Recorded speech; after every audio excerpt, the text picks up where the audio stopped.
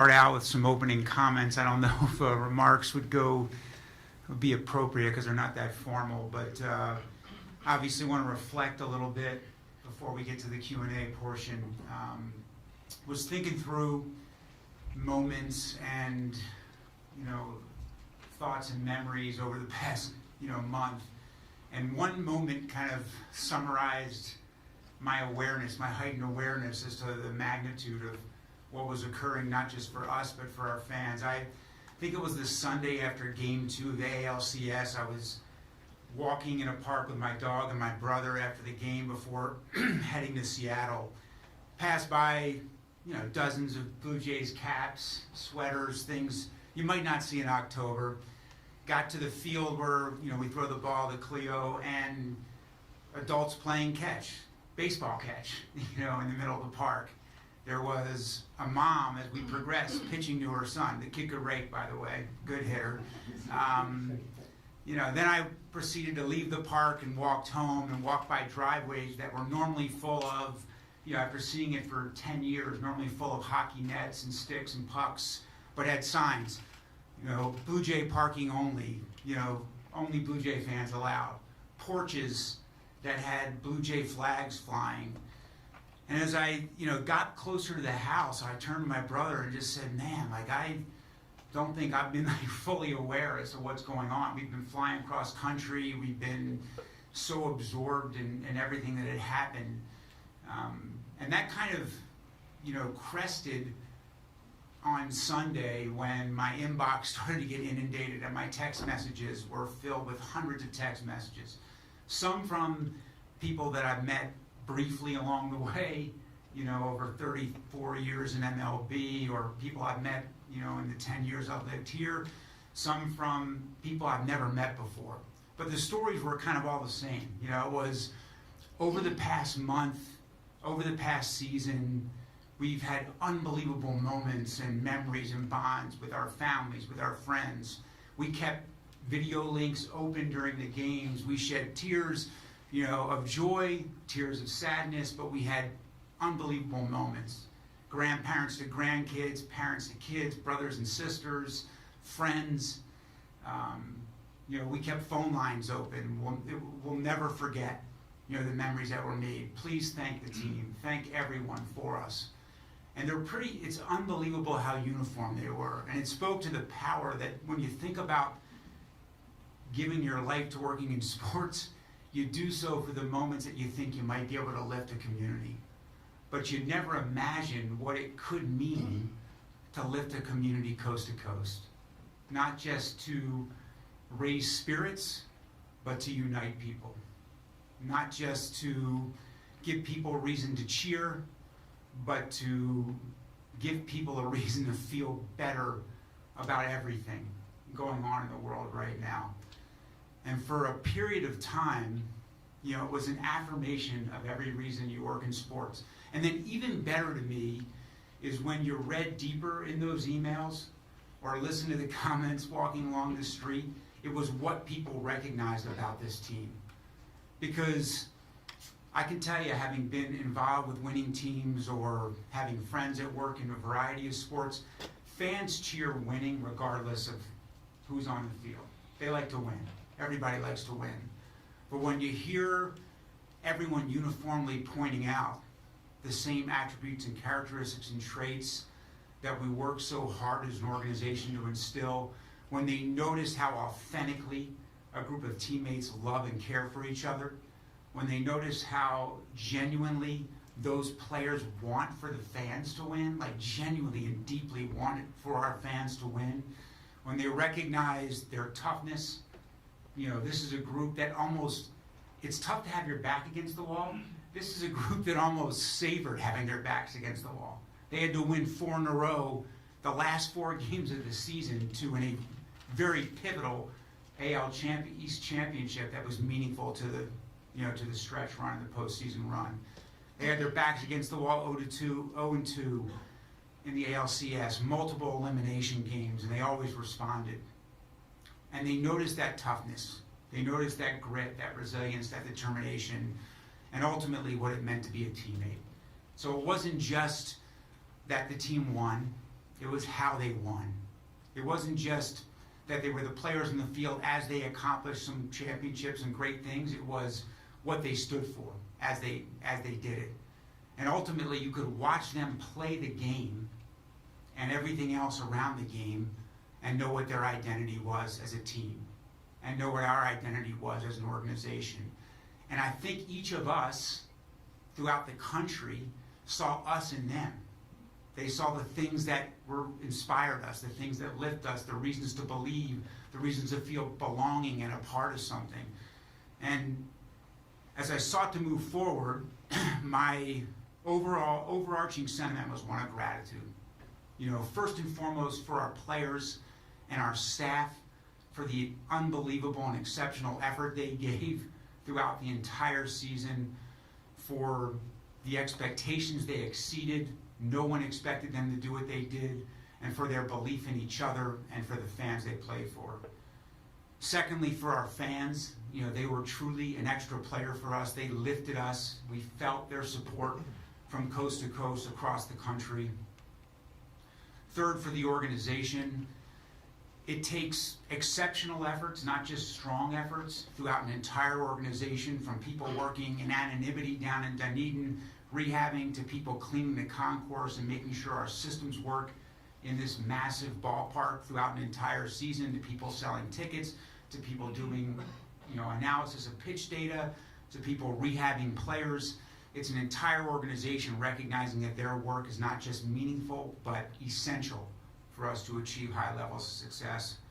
And finally, to Edward Rogers and Tony Staffieri for leading an ownership group to an exceptional, unprecedented level of support, commitment, and belief this year, but I think even more in past years when maybe the success wasn't as easy to see. That's when it was most meaningful. So I moved forward. It's not easy to do. It's hard to do. I mentioned to Andrea on the walk down, as we walked by the field, I hadn't looked at the field since Saturday. I haven't spent a moment. I don't think I couldn't look at the field. And I looked out there today. But it's with the rearview mirror on that inspiration, on that gratitude, on that understanding of the ability and potential to lift our community of Canada, that I walk away inspired and recommitted to resume the pursuit, with greater determination, with more resolve, and even more committed.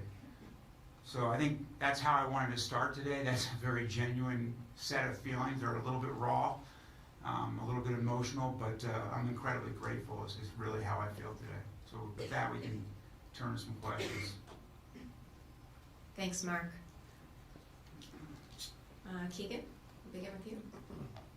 Mark, when you look at the 2025 team, which traits do you want to hold on to most as like a team identity that can shape how you approach your offseason? Oh, I think toughness and togetherness are kind of, if I had to sum it up, for me, I think that within toughness is, the character and determination and perseverance. But I don't view these things to be new. I think sometimes they maybe show up differently, but it's never one season's efforts. And I think last year's, even with the challenges and adversity and setbacks we had last year, that's a part of who we are today, without a doubt. So you look to learn and get better, but I think the affirmation that identity and that what it can mean to be an elite level of teammate, that high level of caring for each other, would be something that would be important for us to continue to carry forward. How do you expect the World Series run and this success to open more possibilities for you in the offseason, whether that be just from how the organization is viewed or possibly financial? Yeah, I mean, this being on that stage is exactly what it is. I mean, you're on the biggest stage. So I think that what may have been known throughout maybe smaller circles in the industry is now known by the world, which is, this is a world-class city, an incredible place to play. It's the best ballpark, or one of the best ballparks in all of Major League Baseball. We care deeply about our players. I think that their families and wives have been testament to that over the past week. So I think what's clear is it's a great place to play. I think we also saw the business success that can come, achieving at this levels. And we'll work to continue to capitalize on that moving forward as well, because that ultimately supports a payroll that is a championship caliber payroll. Shy, to your left. Hey, Mark. Somewhat similar to Keegan's first question, but what elements of team building this year can you take and use to make sure this is replicable? What elements of this season are replicable year after year? Well, I think that there are identity traits and culture traits that if they're present, if they're deeply woven within an organization. And again, I don't view those to be short term. I think those are efforts from our baseball operations group led by Ross over multiple years, and the identification of talent, the acquisition of talent, the development of talent at the player development level, and the ultimately a building of a team. And I think if the power of having those play out on this stage is that it's more clear to everyone how important they are without having to say it. And I think players that value those things as well gravitate towards it. And given all the impassioned things you said about your experience here, is there any update on your contractual status at this point? Just that we agreed to put that on hold during the postseason run, just in light of not wanting it to be a distraction. But the same things I've said in the past. There's a desire for me to remain here, and a desire from Tony and Edward to keep me here. So I think we'll likely work something out soon. Gregor? Mark, I think everyone would agree this was the special group that you guys had this year. So as you look at trying to replicate that next year, how do you balance trying to make your roster better, dealing for potential regression in some areas, versus also wanting to reward the guys who got you this far this season? Yeah, I mean, I think I'll answer that maybe universally, but it's a better question for Ross when he's up here in a half hour. I think you're always, as you go into an off-season review, you understand that there were some performances that were aberrations, maybe on a good side, some that are where you expect some regression, but you never go into a planning cycle, which is what Ross is leading our group through right now, in the process of leading our group through, without some understanding that you just can't recreate something identical. You've got to build off of what happened, which is a positive. Use that as a platform, but know that you have to plan to be better, because it won't work exactly the same way next year as it worked this year.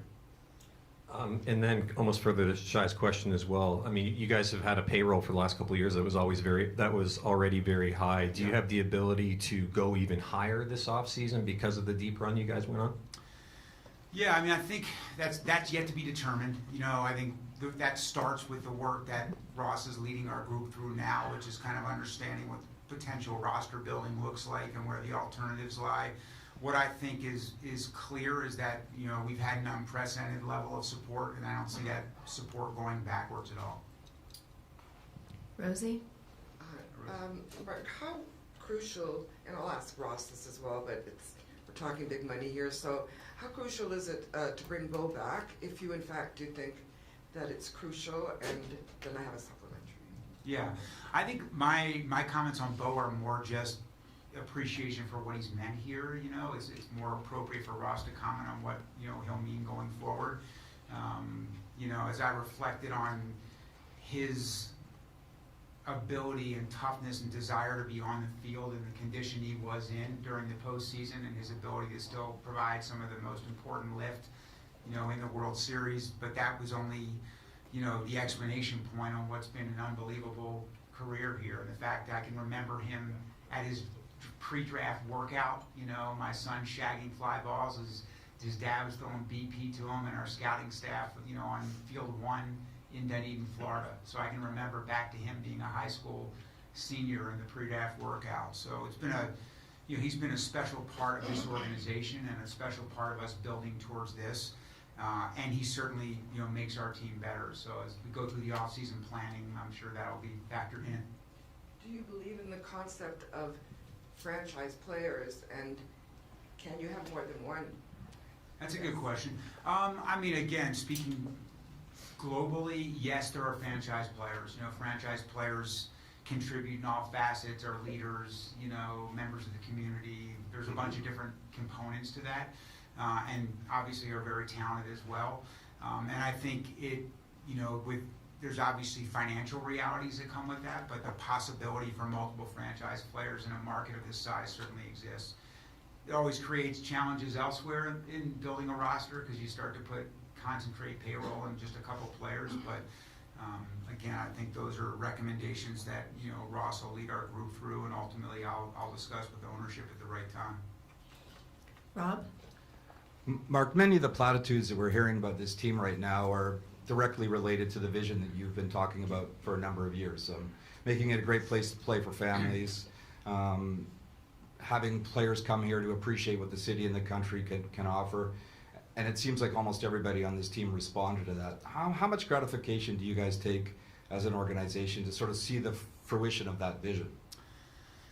I mean, I think you're never done thinking about that, but I've often said when people say, what's your why? I say to make this the best place to work and the best place to play, and there's a lot of things that fall underneath that, and the outcomes of that are hopefully winning, at the highest levels.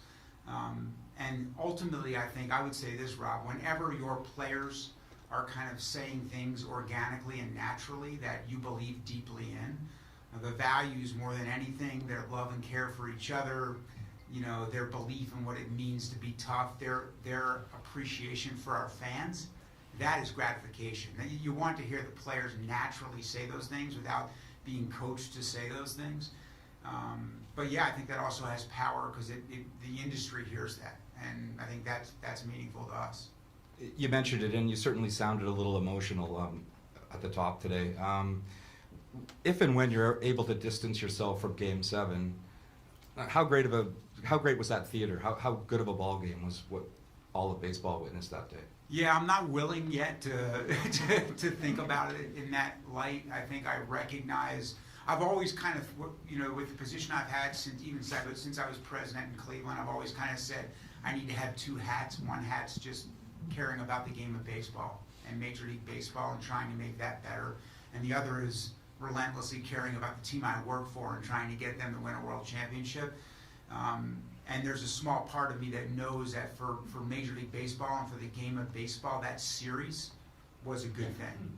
It was an unbelievable heavyweight bout, of just two great teams, going back and forth. And, any number of moments within that series could have tilted it the other way, not just one, not just a couple.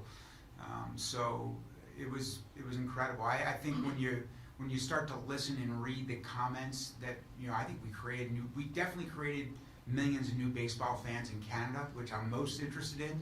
But I think we created new baseball fans everywhere because that was compelling. It was compelling and hard not to watch. Greg? Hey, Mark, over here. There seem to be a lot of people that were under the belief that Shane Bieber would have opted out of his player option for next year. And I think, obviously, it seems like it's a good thing for the Blue Jays that he decided to accept that player option. Was there any indication as to why he made that decision? You talked about the culture and the way the players love to be here. I'm wondering if that factored in, or is there contract negotiations? I don't want to guess at his reasons because it happened, pretty quickly, and so I just know we're better for him having made that decision, and it's a great start to our off season. And is the team looking to maybe extend him? Again, I think that's the process that Ross is working through now, is kind of establishing an off-season plan. So it's not something we've worked on. Yeah. Mike? Mark, when we all gathered around Chris Bassett in the clubhouse after Game 7, when he was able to compose himself because he was really emotional, he talked about this whole unique cohesion and love and playing for each other.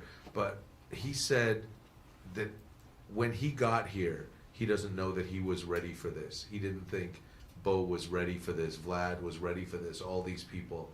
And I'm wondering if I know you can't get into his head, but when you see the last 3 years and what has built, is it about setting aside ego? Is it about coalescing as a team? Is it what sort of thing have they grown into since Bassett got here to now? Yeah, I haven't spent much time kind of considering that. I do think that certain events throughout a group's development together kind of become the catalyst that create their identity. And this group, whether it was maturation of young players into kind of understanding what their roles are, whether it was veteran players being solely focused on winning and just passing on the wisdom and experience that they've got, it was the right recipe and combination of kind of every segment of the player population, young, coming in like Trey, just out of nowhere and, just giving you the upside, players in the prime of their career like Vladdy and Bo and Ernie and Himmy to some extent. He's still kind of young. He's actually still young, but kind of giving you stability of strong performances. And then veteran players like Bass and Schurz and so many others that, and Hoff, that just kind of give you the wisdom and the understanding of how you win. So it's hard to put your finger on kind of what that, what that he was referring to or what that means, but I do think that there's a growth of a group together, and and there's an organic process that occurs that establishes their identity. And these guys, for whatever reason, I point to that toughness and togetherness. Like, they had a toughness that they accomplished things that were improbable. They excelled with their backs against the wall within games and within a season and within a postseason.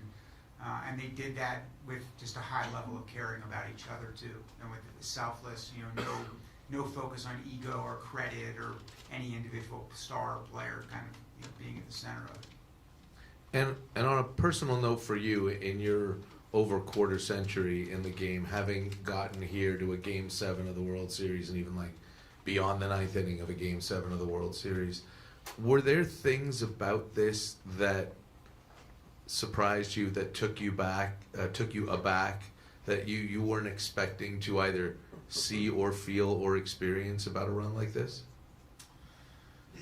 The worst part took me back, by the way, because the last time I was in a World Series, we blew a lead in the ninth inning of Game 7 and went to 11 innings and lost in the 11th inning.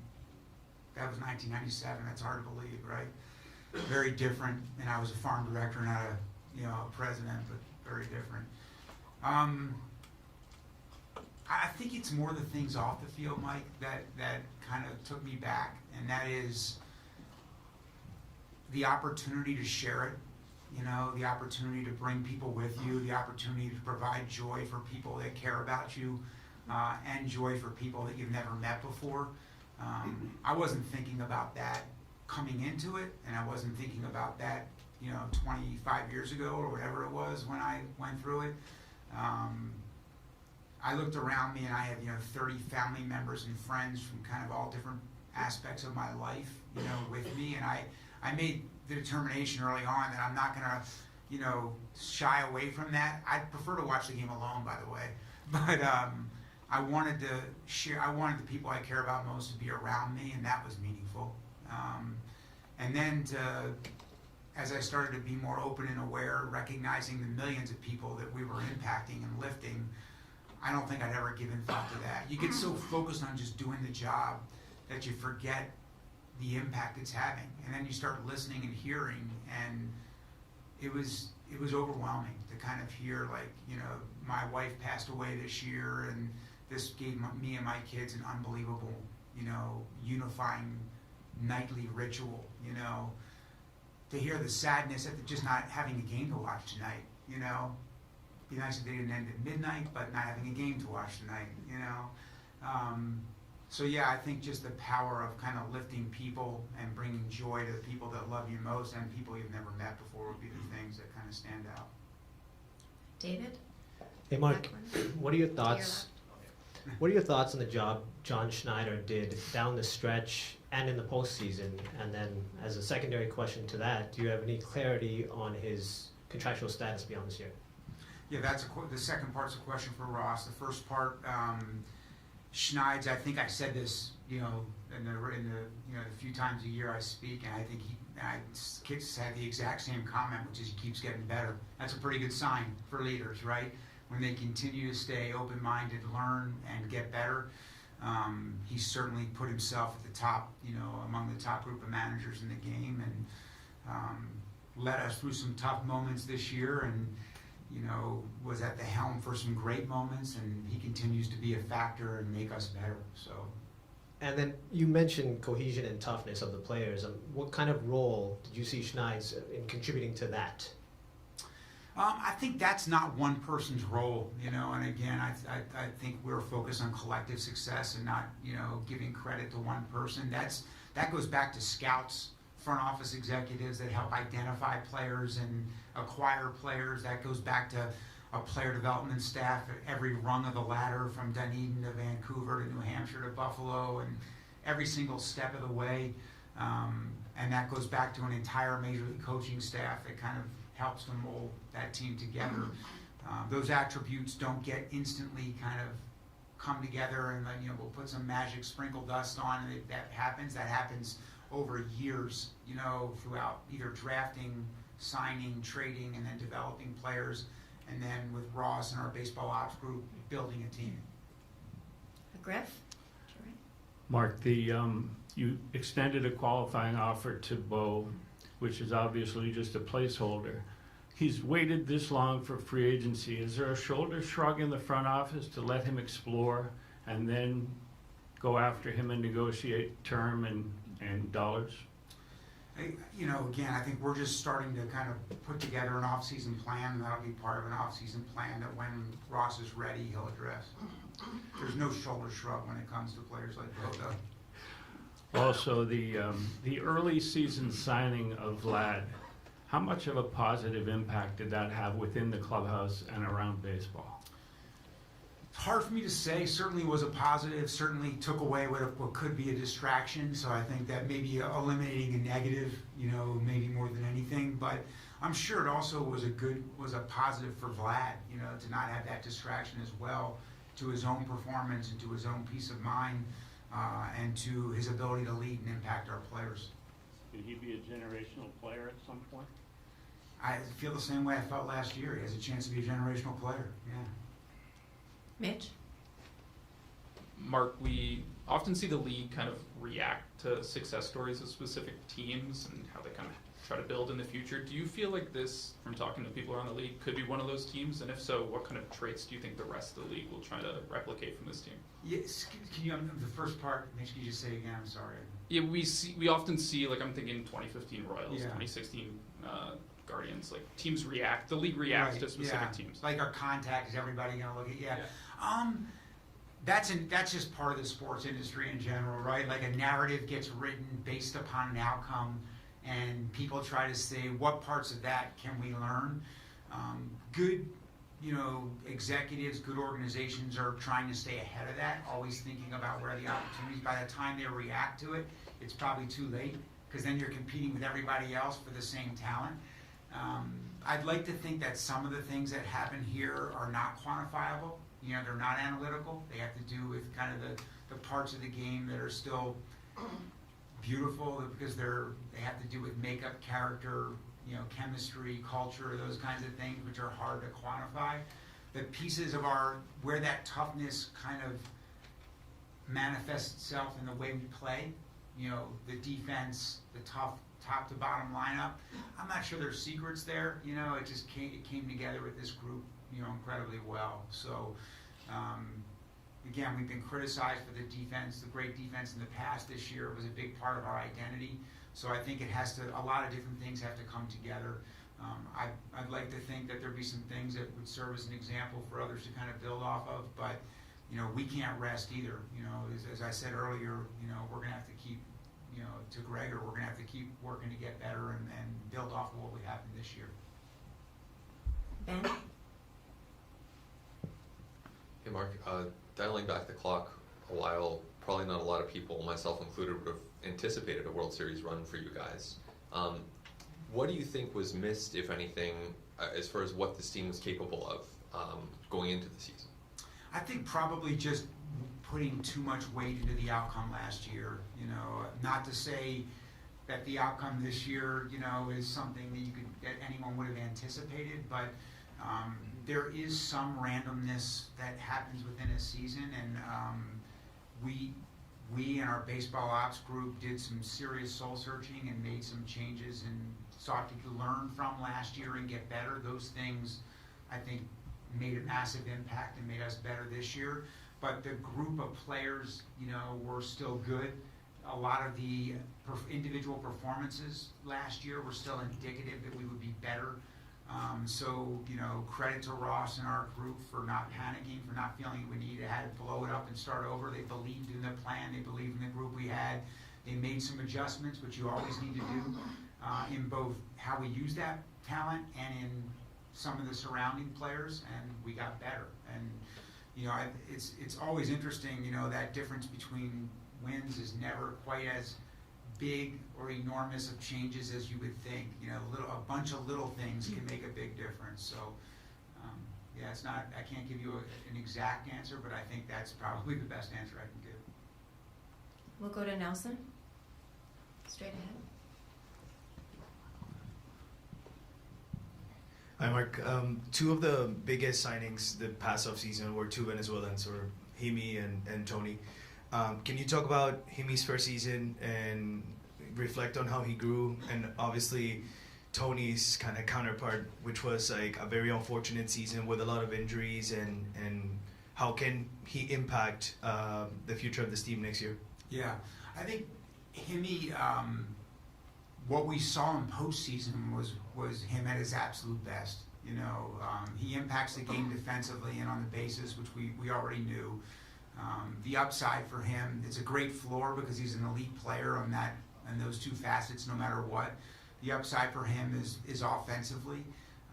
I think the injuries he dealt with this year, which kind of interrupted his season at multiple junctures, probably prevented him from doing that. But he's a high character player. I tend to forget how young he is because he carries himself, in such a mature way.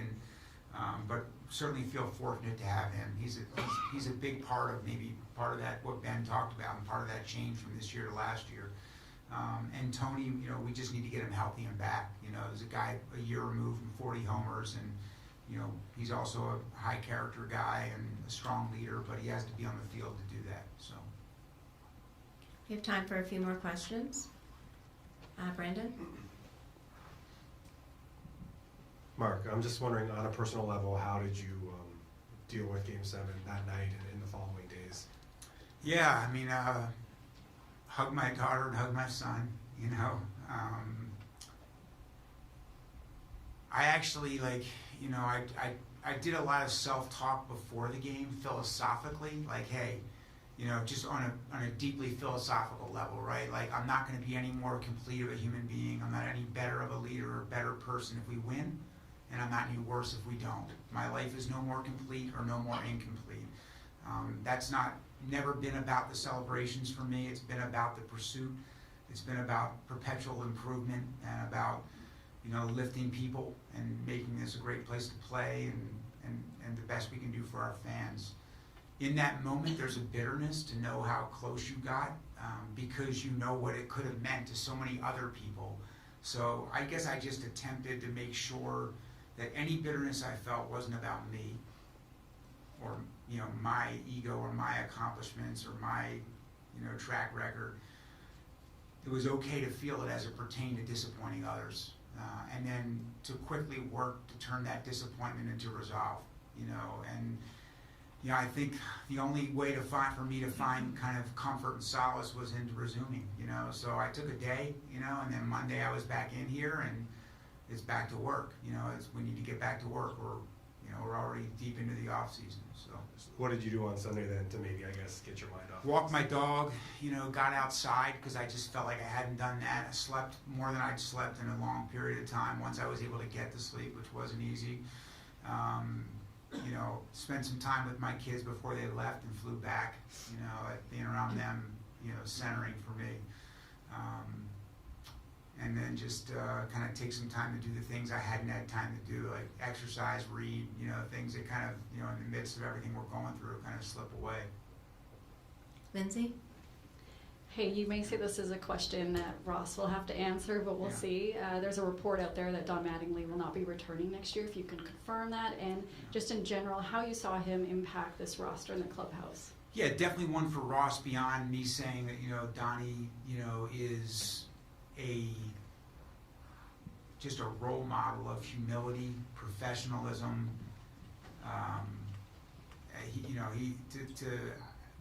My impression being around him on a daily basis, and I've known him for a very long time, but being around him on a daily basis is just, there are certain people who David Bell's similar for me. You just, when you talk to him, you forget what they've accomplished in the game because their level of humility is just so incredibly high.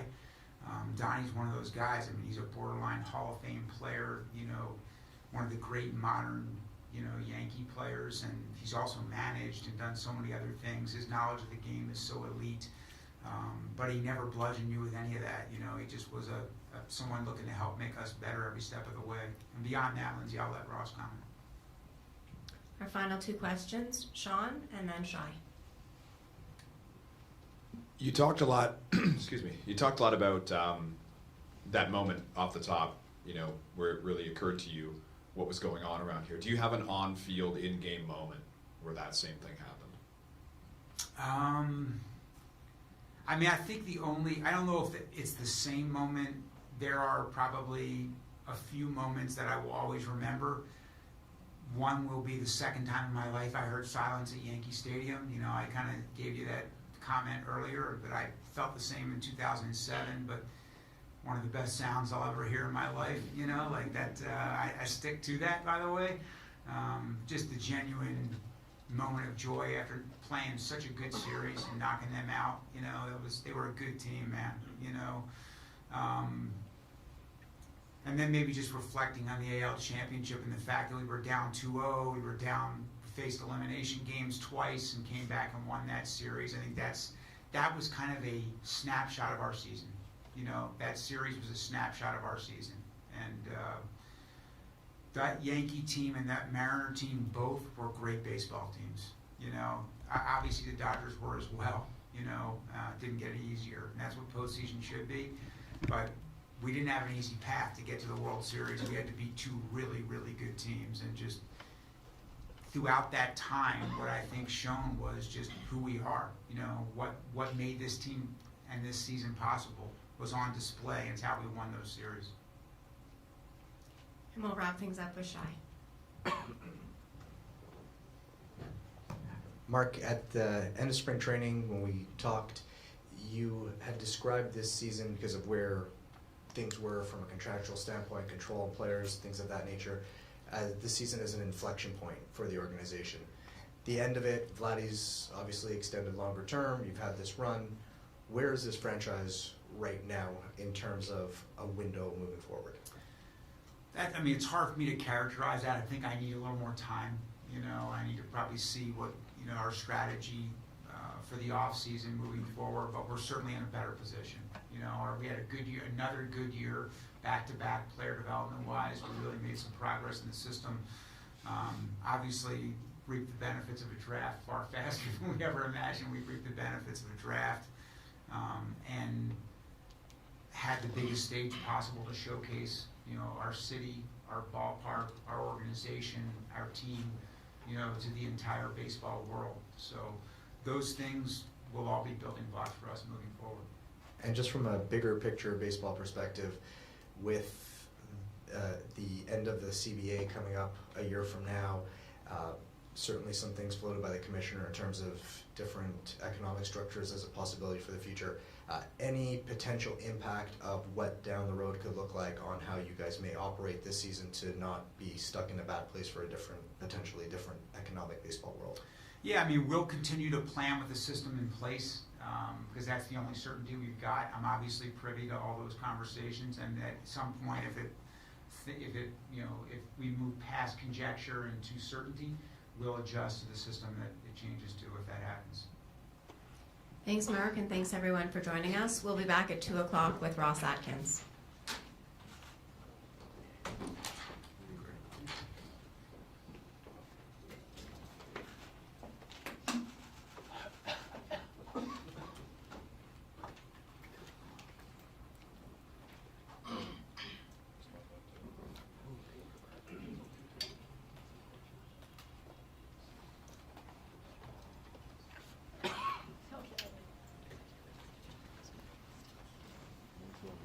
Okay.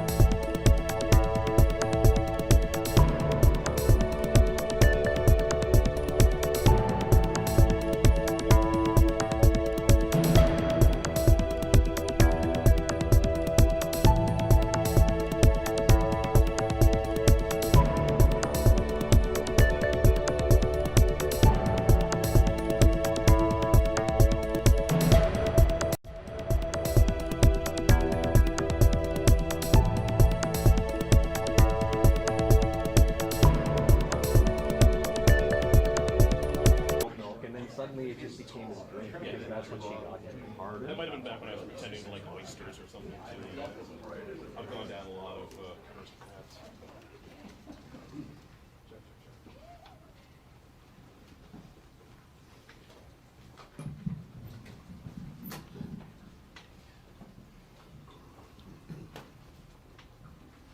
Hi, everyone. All right, thanks for joining, everybody. We'll start with some opening remarks and then get into Q&A.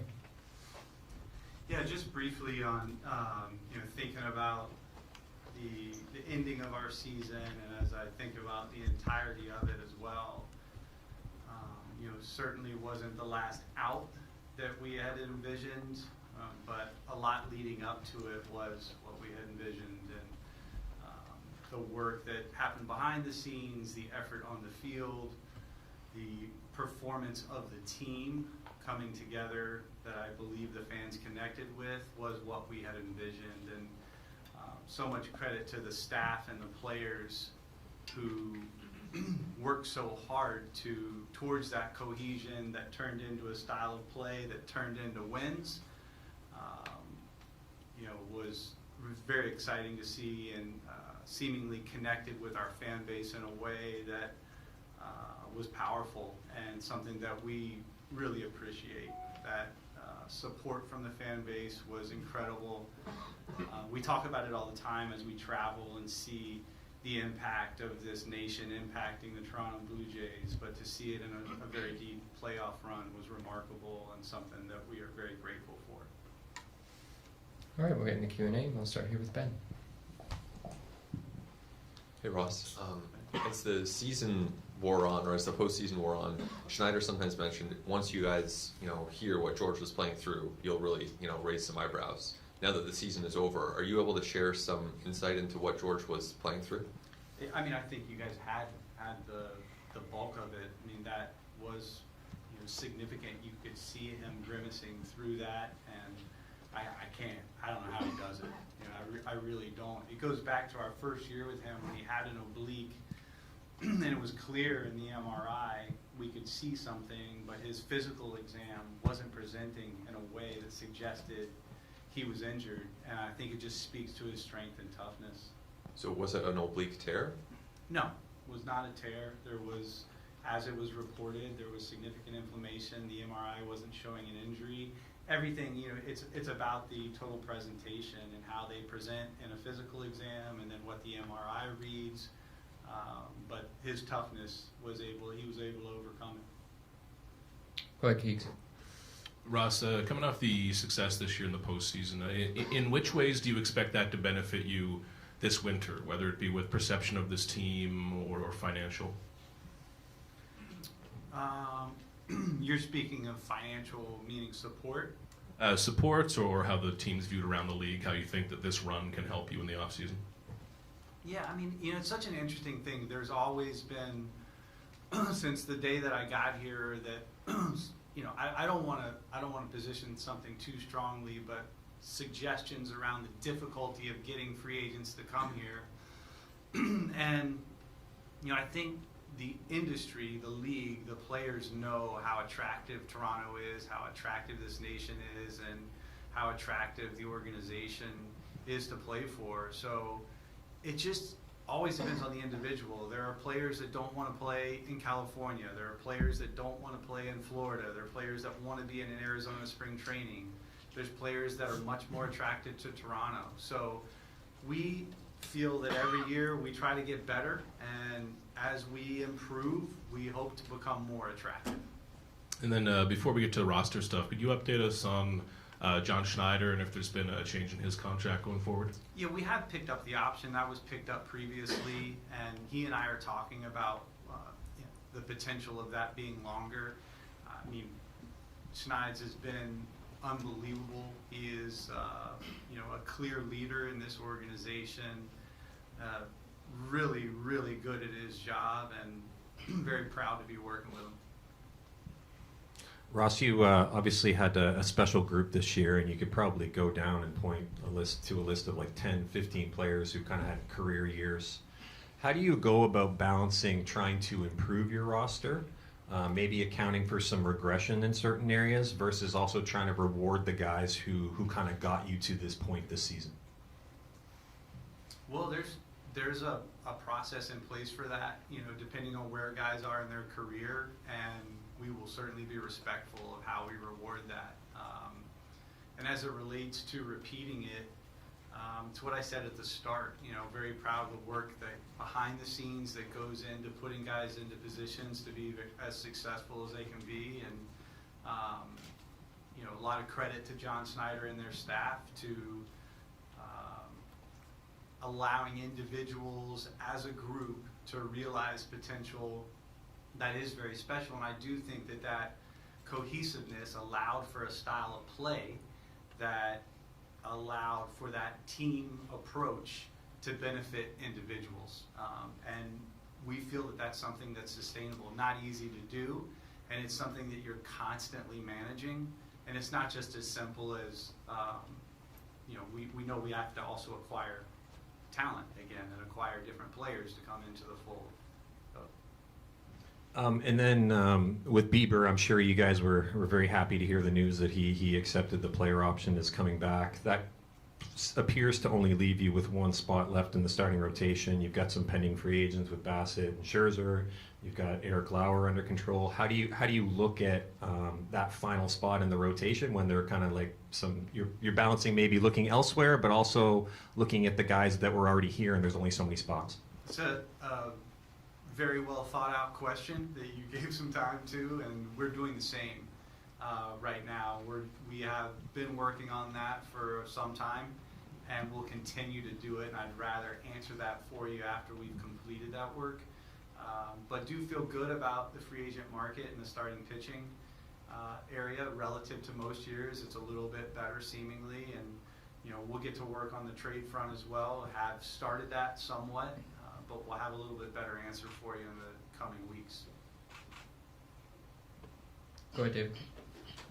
Yeah, Ross, further to the Bieber question, the industry saw that as a surprise that he chose to do that. And can you let us know what went into those conversations? I mean, the conversations are pretty straightforward for us. It was the decision to stay here, which is a positive outcome for us. Shane was more than we could have possibly hoped for, and on a deep stretch, coming off of that procedure was really remarkable what he accomplished. But speaking to his decision, I don't want to do, but we're very glad he made it. Okay, and what's the status of Jose Barrios, and do you see him ready for spring training? Status is good. Yeah, he's in a good position physically. He is should have a completely normal off season and be ready for spring training. Okay, we'll go to Jonah.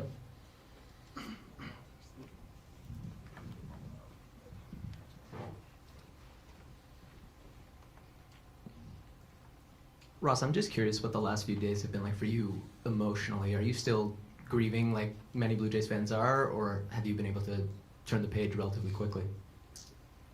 Well, I mean, like I said from the beginning, it wasn't the last out that we had envisioned, and I try to, as I feel the sting of that hangover that is lasting and still there, I just try to reflect on the good and think about the positive, because there was plenty of it. Is that a sting that you imagine will endure for, maybe the rest of your career, or is it something that with enough kind of time and space and potentially future success can go away completely? It's an interesting question. I can't imagine ever not having the vision of that last out and thinking about all of the success that got to that point.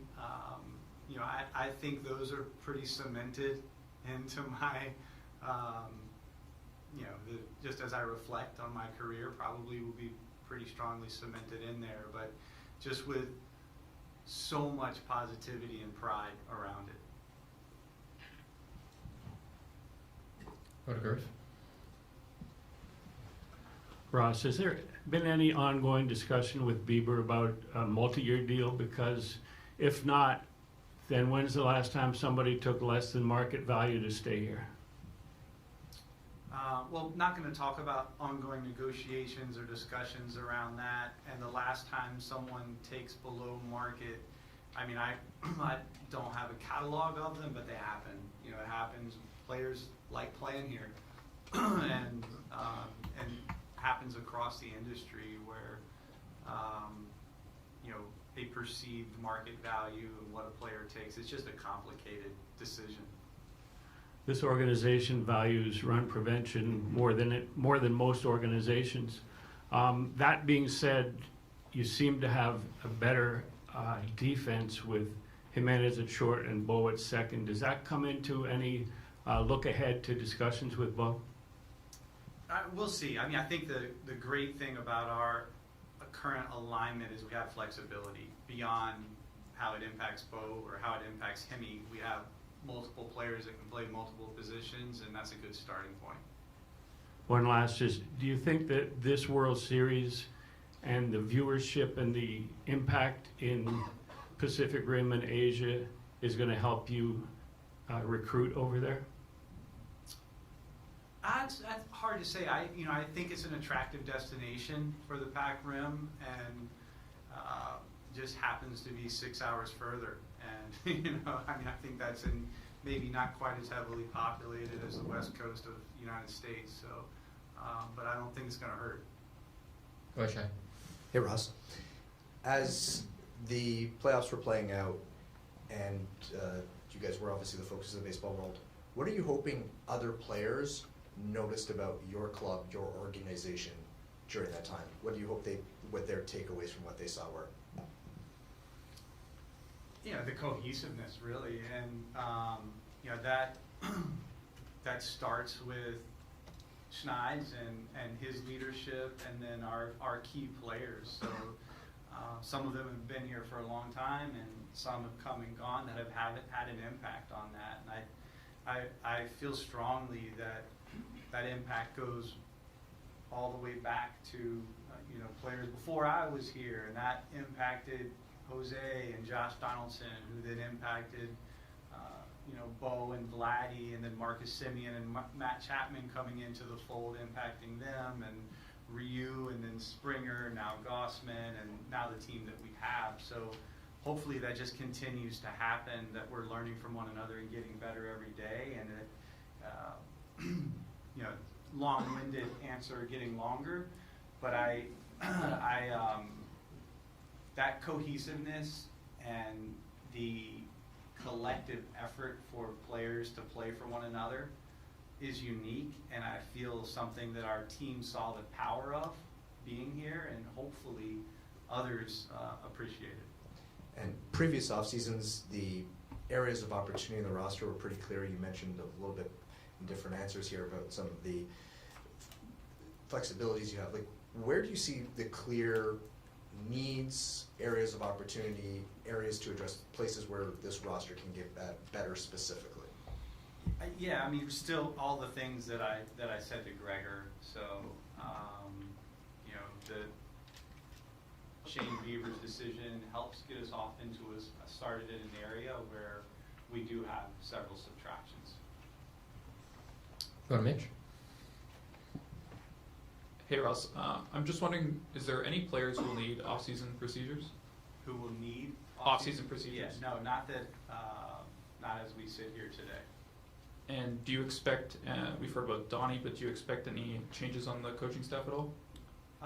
Well, we'll just try to get better, but no proactive subtractions or significant changes in roles, but we'll try to get better in any way that we can, and that is the first opportunity that we'll have to improve our organization. Not necessarily get better than Donnie, but now we'll have to work to fill that void. So you will have a bench coach spot to fill? We'll see. We're going to work through the best way to align our staff. Go to Rob. Hey Ross, you've certainly been involved with Vlad's development throughout his pro career. How impactful was what he did in October? Yeah, really. I mean, it was, how do I say, really impactful in a really significant way. I mean, it was incredible to watch the athleticism on every aspect of the game. The at-bats kind of spoke for themselves. He was just an absolute force offensively and a game changer as a defender. I can't imagine he could have made a bigger impact. I really can't. Go to Rosie. Hey, Ross.